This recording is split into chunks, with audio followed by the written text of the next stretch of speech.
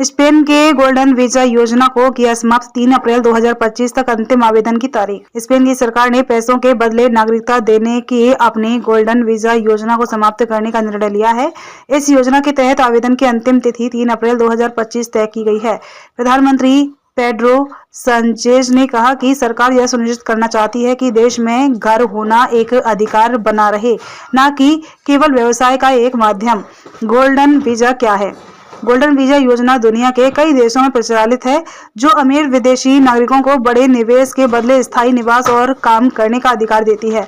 कुछ देशों में इसे गोल्डन पासपोर्ट योजना भी कहा जाता है, जो नागरिकता प्राप्त करने का एक सरल माध्यम बन गई है। इस योजना के तहत नागरिकता पाने वाले व्यक्तियों को संबंधित देश में वोट देने और अन्य कानूनी अधिकार प्राप्त करने की सुविधा होती है।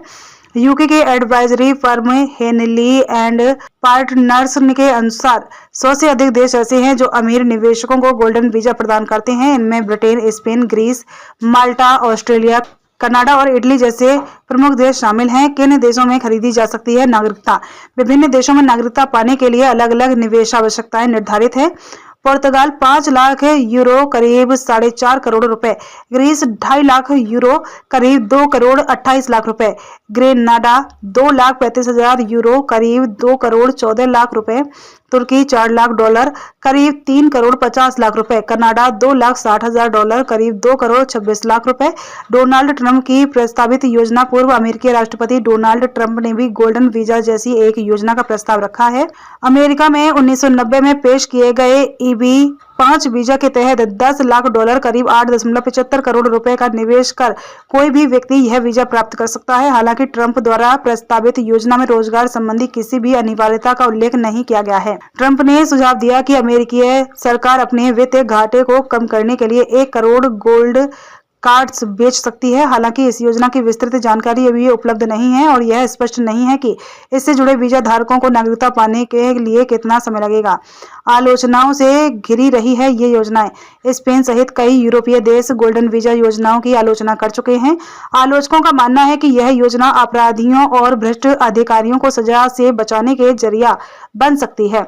Organisation for Economic Cooperation and Development ने 2023 में प्रकाशित अपनी रिपोर्ट में कहा था कि इस योजना से विदेश निवेश को बढ़ावा मिलता है, लेकिन यह आर्थिक विकास में अधिक योगदान नहीं देता। वहीं ट्रांसपेरेंसी इंटरनेशनल ने चेतावनी दी है कि यूरोपीय संघ की योजनाएं भ्रष्टाचार को बढ़ावा दे सकती है।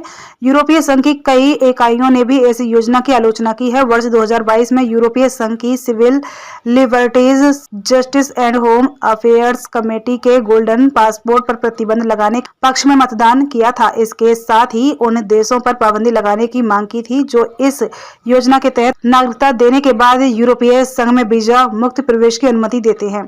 स्पेन में क्यों खत्म की गई योजना? स्पेन ने 2013 में गोल्डन वीजा योजना की शुरुआत की थी, जिसके तहत निवेशकों में 5.25 लाख डॉलर लगभग 4.5 करोड़ रुपए की संपत्ति खरीदने के बदले स्पेन का वीजा मिल जाता था।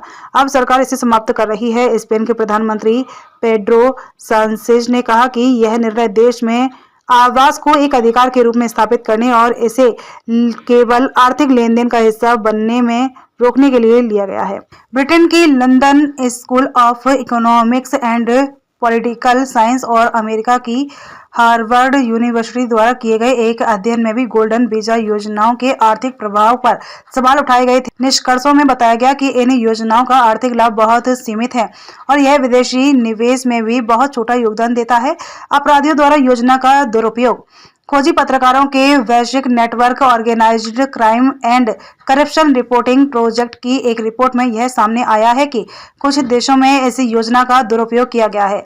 रिपोर्ट के अनुसार लीबिया के एक पूर्व कर्नल जिन पर युद्ध अपराध के आरोप थे और तुर्की के एक व्यवसायी जिन्हें जेल की सजा मिली थी ने इस योजना के तहत डोमिनिका का पासपोर्ट प्राप्त किया था। इसका स्पेन द्वारा गोल्डन वीजा योजना को समाप्त करने का निर्णय दुनिया भर में इस योजना के भविष्य पर सवाल खड़े कर सकता है। कई देशों ने इस योजना पर पुनर्विचार करना शुरू कर दिया है।